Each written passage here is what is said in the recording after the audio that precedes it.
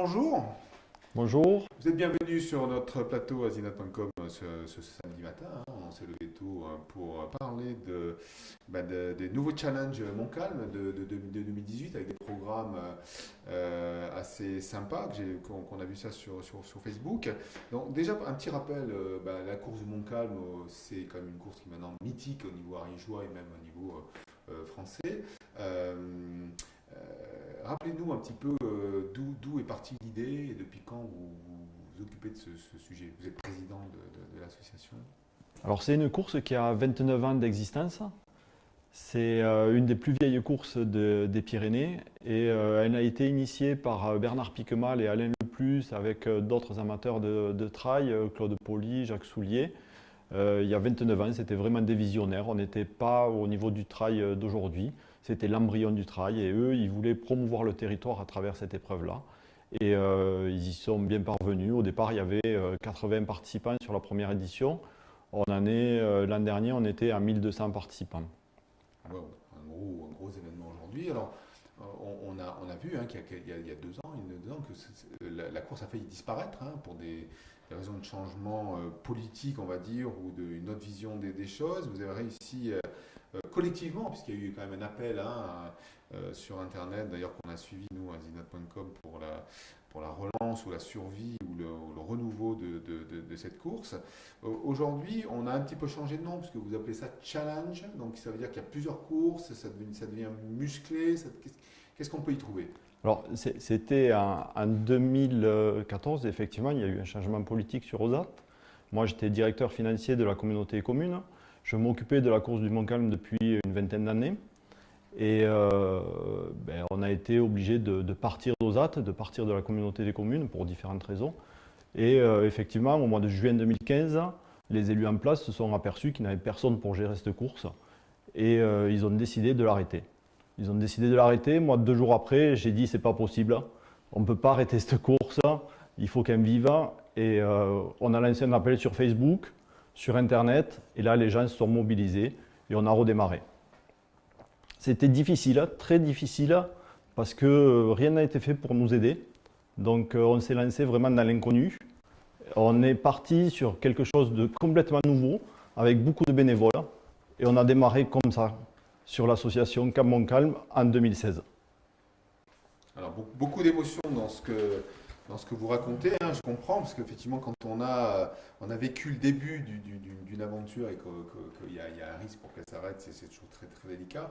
Aujourd'hui, je regarde le programme qu'on peut montrer, là, qui vient d'être publié, puisqu'en fait, je vous ai vu sortir des choses. On a donc le vertical qui est aussi quand même très connu, parce que c'est aussi des choses qui se connaissent au niveau national, le trail des mineurs, le trail des novices, le marathon du Montcalm, donc qui est quand même historiquement connu, et la Pika Pika, donc c'est la dernière en date qui sort, c'est la plus longue. C'est le dernier né. Chaque année, il faut évoluer. Il faut proposer des nouveautés, il faut proposer des nouveaux parcours, il faut proposer de nouvelles animations. Et depuis 29 ans, chaque année, on essaye d'innover, d'apporter quelque chose de nouveau. Et là, cette année, par contre, le challenge est énorme parce qu'on est parti sur un gros bébé, faire un 5 km sur 3 pays avec 11 000 mètres de dénivelé. Donc ça va être le plus gros ratio de kilomètres au dénivelé par rapport à toutes les courses. On n'a pas trouvé plus gros dans le monde. Donc ça va être vraiment une aventure pour des montagnards, réalisée par des montagnards. Alors, on rappelle aussi que c'est quand même les gens qui viennent, donc il y en a beaucoup, mais c'est quelque chose de sérieux. C'est-à-dire qu'en gros, la sécurité en montagne, en général, c'est important. Et sur une course comme ça, où quand même il y a des responsabilités qui sont prises par les organisateurs, vous demandez quand même une certaine fiabilité des participants et du matériel. Oui, bien sûr, la sécurité, ça a été le point principal depuis 29 ans. Donc avec une équipe médicale encadrée par Fabrice Dreux, qui avait 6 médecins tout le long du parcours, la protection civile qui nous aidait avec Christian Théron, etc. Donc on va continuer avec ces mêmes bases tout en augmentant un peu la sécurité parce que le parcours est très très difficile et on va être sur des parcours à plus de 2000 mètres d'altitude à 90% du temps.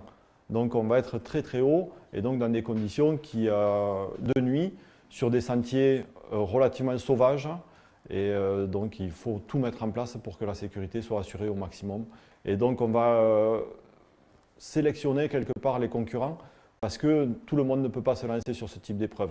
Donc on demande que des concurrents aient fini une épreuve de 8000 mètres de dénivelé pour pouvoir s'inscrire à cette épreuve. Sinon, ça ne serait pas raisonnable de s'inscrire à cette épreuve. Ils seraient rapidement en échec, ces personnes-là, et ils mettraient en sécurité leur vie et mettraient en danger l'organisation. C'est clair.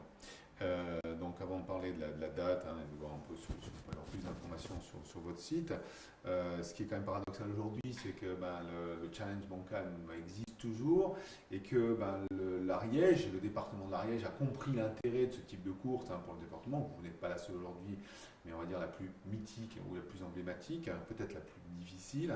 On a un nouveau label qui est sorti récemment, dans lequel le département s'inscrit, qui est l'Ariège Terre de Trail. Le phénomène trail, on le sait, au niveau national est très important. Comment l'Ariège peut se positionner par rapport à ça? L'Ariège est un formidable terrain de jeu. Moi, j'ai participé à l'élaboration d'Ariège Terre de Trail à la demande d'Henri Neyroux, qui nous a dit il y a quelque chose au niveau du vélo. L'Ariège est positionné en terre de vélo. Il faut que l'Ariège soit positionné en terre de trail. Donc, on a travaillé.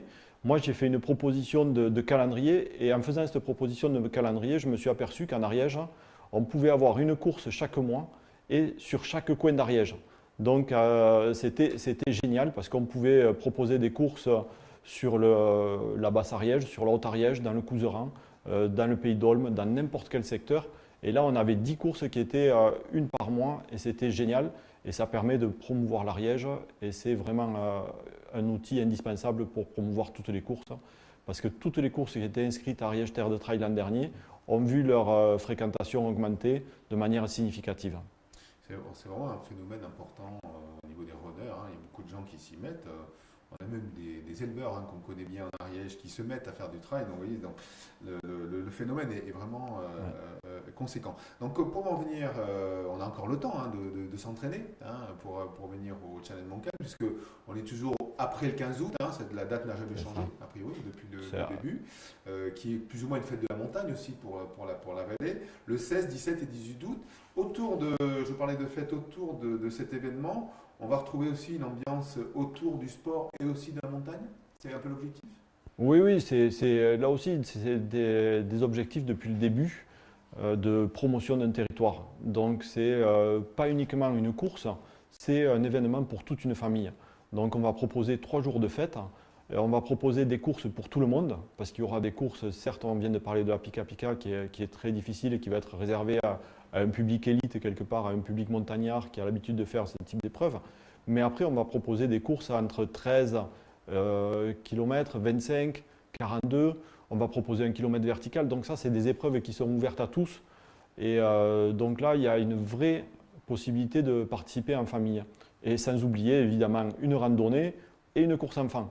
Donc vous voyez un panel d'activités sportives pour tous. Mais en parallèle de ça, on propose également des activités de pleine nature. Donc les gens vont pouvoir s'inscrire pour faire des vols de biplace en parapente, vont pouvoir découvrir de l'activité pastorale, vont pouvoir travailler sur le patrimoine, vont aller visiter la maison des patrimoines, etc.